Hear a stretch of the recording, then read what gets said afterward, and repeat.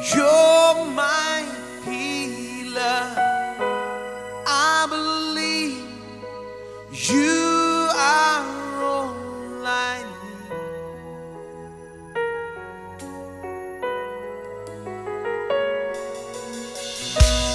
I believe you're my portion. I believe you're more than enough for me. Jesus, you're all I need.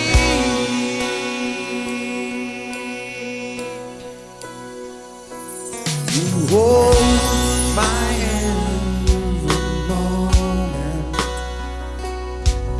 You calm my raging sea. You walk with me through the fire. You heal my disease. I trust in you. I trust in you. I believe you're my healer. I believe you are all I need.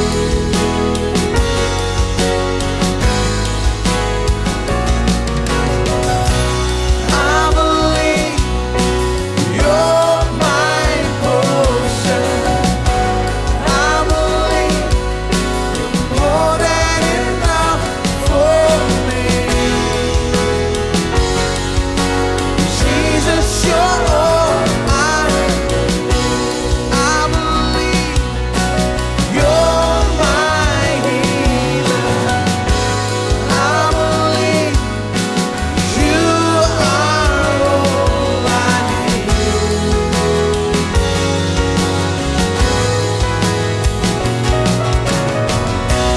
I believe you're my portion. I believe you're more than enough for me. Jesus, you're all I need. मैं इब्राहिम के दिनों में नहीं रहता हूं। मुझे इब्राहिम ने नहीं सिखाया है। मेरा आदर्श तो यीशु है। आमेन। यीशु अलग है। देखिए यीशु ने कैसे प्रार्थना की, कैसे उसने परमेश्वर से बातें की, कैसे वो परमेश्वर के करीब रहा, किस भरोसे के साथ यीशु परमेश्वर के साथ चला। यानी इन चीजों को बहाने के रूप में उपयोग न करे दोस्तों। इन सारी चीजों को बहाने के रूप में उपयोग करने के बजाय यीशु को अपने आदर्श के रूप में देखना शुरू करे। मैं इब्राहिम से बहुत कुछ सीख सकता हूं। देखिए सच में इब्राहिम के बारे में बहुत कुछ कहते लोग, और मैंने इब्राहिम के बारे में बहुत कुछ सिखाया, लेकिन कुछ लोग आगे बढ़कर केवल वही उठाते हैं। इब्राहिम के बारे में एक ही बात उठाते हैं कि उसने कहा कि वो बस मिट्टी है। उन्होंने कभी विश्वास के सिद्धांत नहीं लिए। इब्राहिम से केवल एक ही चीज उन्होंने महान खोज की है कि ये वचन कहीं से ढूंढ कर निकाला है। उत्पत्ति अध्याय 18 से उसने कहा कि मैं कुछ नहीं, बस मिट्टी हूं। अब इसे न निकाले। आप विश्वास के सिद्धांत निकाले मेरे दोस्तों। यानी पाप की सचेतता तो ये है, दोष भावना महसूस करना, दोष महसूस करना यानी अनुभव करना है।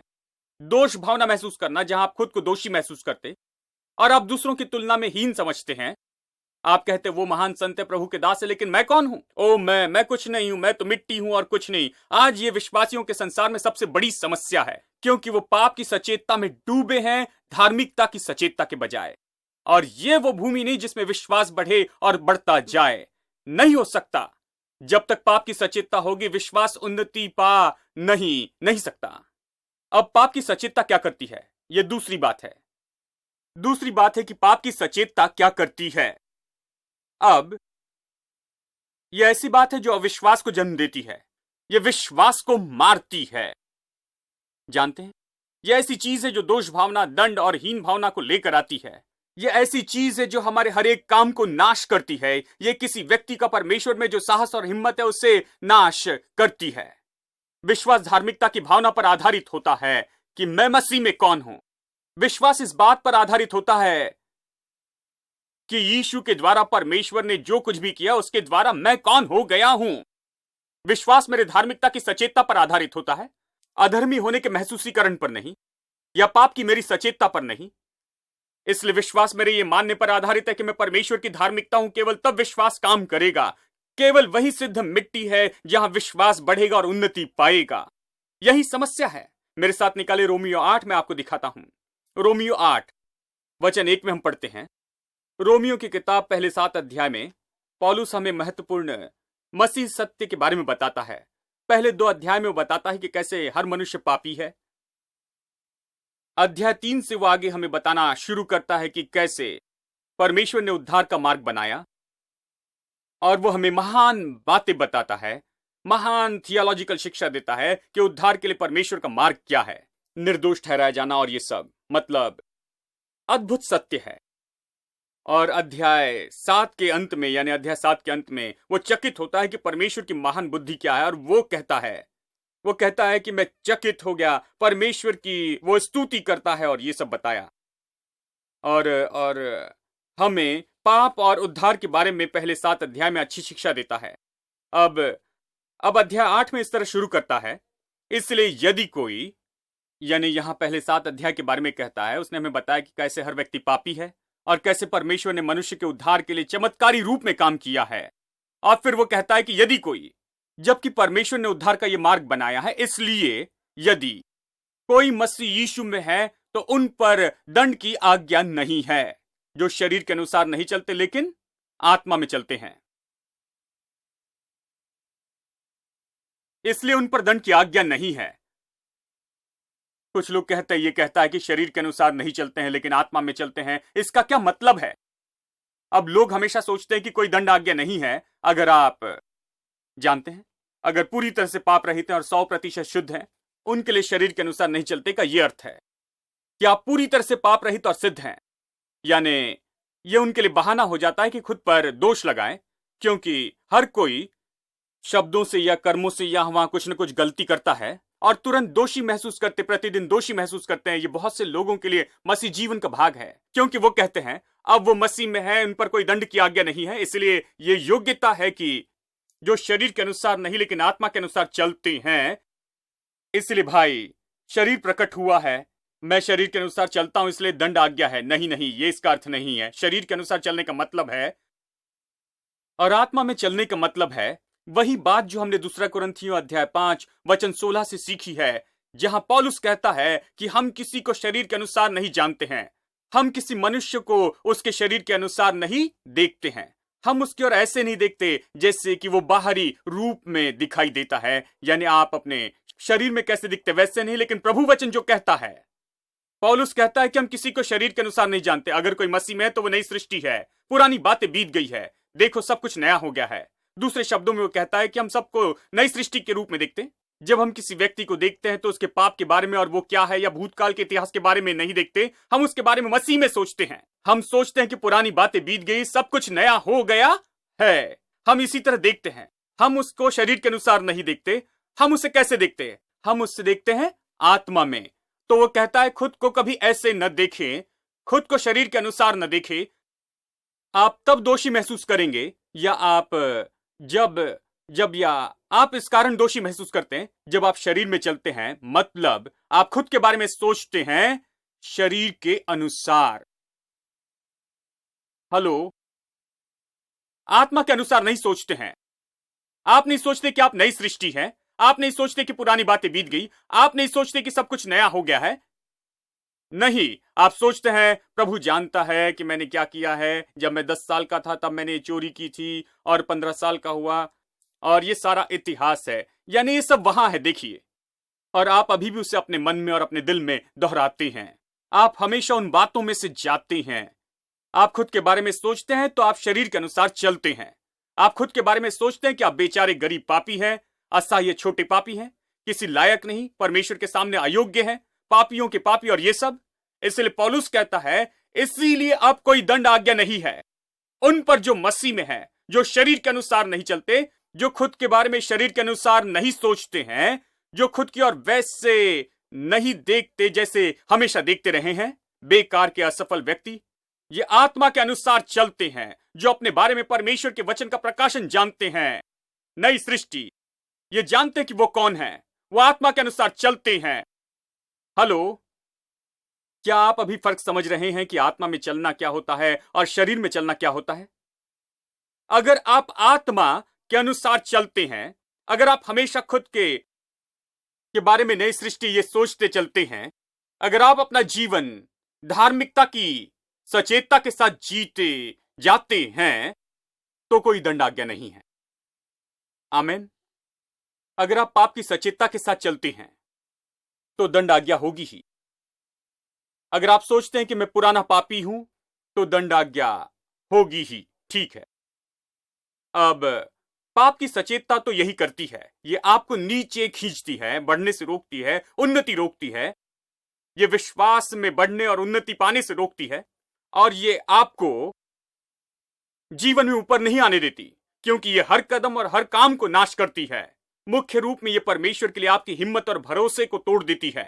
मेरे साथ निकाले इब्रानियों अध्याय 10, इब्रानियों अध्याय 10 वचन 16 से आगे। प्रभु कहता है कि जो वाचा मैं उन दिनों के बाद उनसे बांधूंगा वो ये है। अब ये बता रहा है कि परमेश्वर ने नई वाचा के बारे में क्या कहा है। पुरानी वाचा में उसने नई वाचा के बारे में कहा, वो क्या कहता है? मैं अपने नियम उनके हृदय पर लिखूंगा और उनके विवेक में डालूंगा, और उनके पापों को और उनके अधर्म के कामों को फिर कभी स्मरण न करूंगा। सब लोग कहें, परमेश्वर स्मरण नहीं करता। आप उन चीजों को याद करके क्या करते हैं? परमेश्वर भूतकाल भूल गया है, बाइबल कहती है, जैसे पूर्व पश्चिम से दूर है, उसने समुद्र में डाल दिया है। परमेश्वर उसे फिर नहीं उठाता। लेकिन कल्पना करें कि कितनी बार आप उसे उठाते हैं और खुद के सिर पर रखते हैं। कुछ लोग इसमें माहिर है, प्रतिदिन जैसे सुबह उठते हैं वो इसे लेकर पहन लेते हैं अपने मन में। वो इसे उठाते जैसे मानो फाइल हमेशा होती है। आप जाकर उसे क्लिक करते हैं, स्क्रीन पर लाते हैं और वही छोड़ देते हैं। सारा दिन वही रहती है वो। कैसे लगेगा कि पुराने पापों को देखे, पुरानी असफलता और पुराने जीवन को हमेशा देखते रहे? परमेश्वर कहता है कि मैं उसे स्मरण न करूंगा। खैर, इसके बारे में चाहे वो कुछ भी हो, परमेश्वर कहता है कि मैं उसे स्मरण न करूंगा। सब लोग कहे, परमेश्वर उसे याद नहीं करता। अब अगर वो इसे स्मरण नहीं करता, मेरे दोस्तों, आप इसे स्मरण करते हैं, तो आप सोचते हैं कि आप परमेश्वर से बुद्धिमान हैं। परमेश्वर कहता है, मैं इसे स्मरण नहीं करता, मैं इसके बारे में नहीं सोचता, तुम भी मत सोचो। मैं इसके बारे में नहीं सोचता, मैं तुम्हें मसीह में देखता हूं। मैं तुम्हें परमेश्वर की धार्मिकता के रूप में देखता हूं। मैं तुम्हें देखता हूं पूरी अलग तरह से। पुरानी बातें बीत गई है, सब नया हो गया है। मैं तुम्हें नई तरह से देखता हूं। तुम खुद को ऐसा क्यों देखते हो? तुम पाप की सचेतता में क्यों भरे हुए हो? क्योंकि आप अपने पाप याद करते हैं। परमेश्वर कहता है कि नई वाचा एक काम करती है कि वो हमारे पापों को स्मरण नहीं करेगा। पुरानी वाचा में हमेशा स्मरण करना पड़ता था, क्योंकि बार बार बलिदान चढ़ाने पड़ते थे। सुबह का बलिदान था, शाम का बलिदान था, हर साल प्रायश्चित का दिन होता था, हर साल बलिदान चढ़ाना पड़ता था, क्योंकि उनके पाप हमेशा प्रभु के सामने होते, कभी दूर नहीं किए गए। जब यीशु आया और उसने लहू बहाया तो दूर किए गए, मेरे दोस्तों। इसलिए अब बलिदान रुक गए हैं। क्या आप कोई बलिदान चढ़ाता है? नहीं, वो रुक गए, क्योंकि यीशु ने एक बार सदा के लिए उससे निपटा और उसे रोक दिया। और कोई बलिदान नहीं, वो अंतिम बलिदान है जो साबित करता है कि आपके पापों से निपटा गया है और उसे दूर किया गया है। अब अपने पाप वापस उठाने का काम नहीं है। अब बलिदान चढ़ाने की जरूरत नहीं है। ये पुरानी वाचा के जैसे नहीं है। आप नई वाचा में जी रहे हैं। आपके पास्टर मूसा नहीं है। हेलो, बहुत से पुराने नियम के चर्च हैं, वो अभी भी जंगल में ही हैं। और प्रचार का मुख्य शीर्षक है जंगल का जीवन।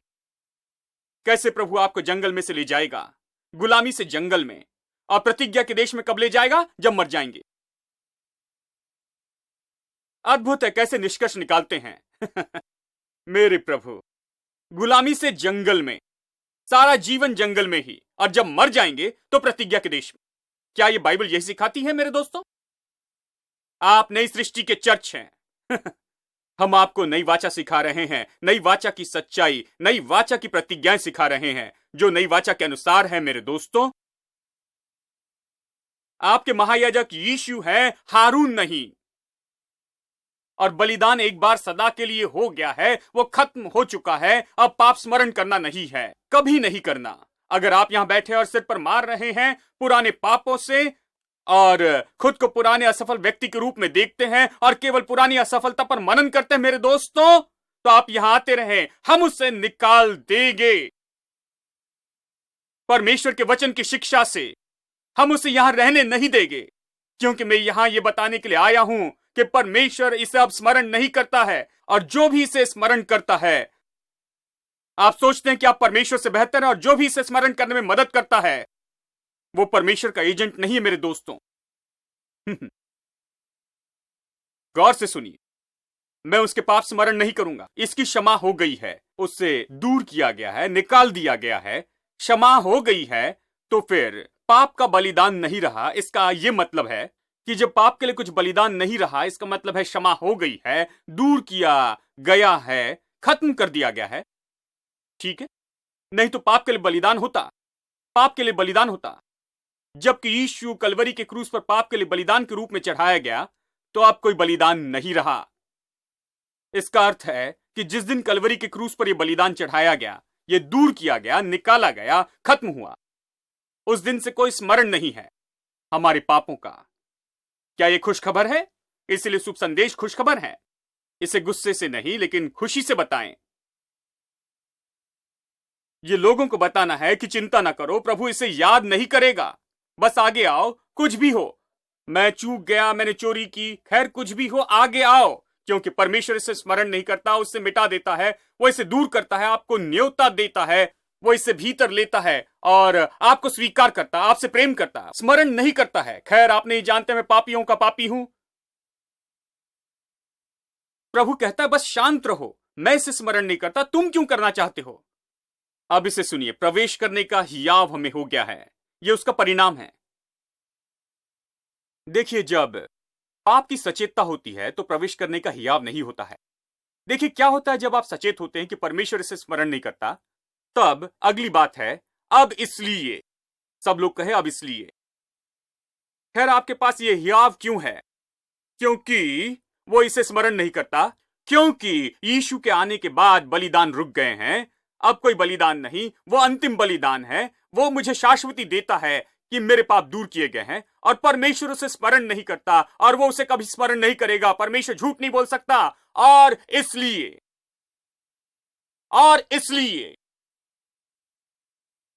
भाइयों, जब हमें यीशु के लहू के द्वारा उस पवित्र स्थान में प्रवेश करने का हियाव हो गया है, खैर सब लोग कहे हियाव। विश्वासी होना परमेश्वर के प्रति हियाव रखना है। जब आप प्रभु के सामने हियाव से आते हैं, विश्वासी होना इसी के बारे में है। विश्वासी होना पाप की सचेतता रखना नहीं है। विश्वासी होना किसी को यह सिखाना नहीं कि तुम पापी हो, पापी हो, पापी हो। नहीं नहीं नहीं, अब यह सिखाना है कि मार्ग अब खुला है, कि यीशु के द्वारा आने से तुम्हारे पाप भुलाए जाते हैं। परमेश्वर इसे स्मरण नहीं करता। सिद्ध बलिदान एक बार सदा के लिए हुआ है, इससे निपटा गया है, निपट लिया गया है। तुम आओ, हियाव से परमेश्वर के पास आओ, हियाव से प्रवेश करो। अब इसे सुनिए, इसलिए भाइयों, जब हमें यीशु के लहू के द्वारा उस नए और जीवित मार्ग में पवित्र स्थान में प्रवेश करने का हियाव हो गया है, जो उसने पर्दे अर्थात अपने शरीर में से होकर, यानी वो अपने शरीर के बारे में कहता है, क्रूस पर वो मरा, इसलिए कि हमारा ऐसा महायाजक है। वो केवल मरा और मार्ग ही नहीं बनाया, लेकिन हमारे पास महायाजक भी है जो निश्चित करता है कि हमें प्रवेश मिले। तो आओ हम निकट आए। मुझे ये पसंद है, आओ हम निकट आए, आओ हम निकट आए, आओ हम निकट आए। ये विश्वासियों के बारे में है। और आओ हम सच्चे मन और पूरे विश्वास के साथ दोष दूर करने के लिए हृदय पर छिड़काव लेकर और देह को शुद्ध जल से धुलवाकर परमेश्वर के समीप आए। यानी मसीह जीवन किस बारे में है? ये तो साहस के साथ आने के बारे में है। कहा?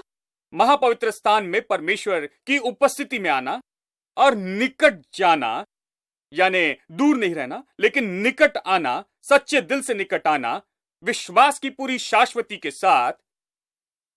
बहुत से लोगों के लिए विश्वास की पूरी शाश्वती के साथ आना समस्या है, पाप की सचेतता के कारण। वो अपने पाप के बारे में सचेत होते हैं, इसलिए दोष भावना, दंड आज्ञा, हीन भावना से भरे हैं। इसलिए विश्वास की पूरी शाश्वती वहां नहीं है। इसलिए वो हिम्मत से नहीं आते हैं, वो निकट नहीं आ सकते और प्रभु के साथ में संगति में आकर आनंद नहीं ले सकते। और वो हमेशा कहते हैं, खैर इब्राहिम ने ये कहा, अय्यूब ने ये कहा, इसने और उसने ये कहा। खैर जो उन्होंने कहा क्या वो सत्य है? मैं आपको बताऊं, जो यीशु ने कहा है वही सत्य है। यीशु ने कहा, उसने परमेश्वर से प्रार्थना की, कहा हमारे पिता, उसने उसे पिता कहा। उसने कहा, परमेश्वर ने कहा, वह सुने बिना मैं कुछ भी नहीं कहता हूं। जो परमेश्वर नहीं करता वो मैं नहीं करता, परमेश्वर जो भी करता मैं वही करता हूं। पिता की इच्छा पूरी करना मेरा भोजन है, वो कहता है।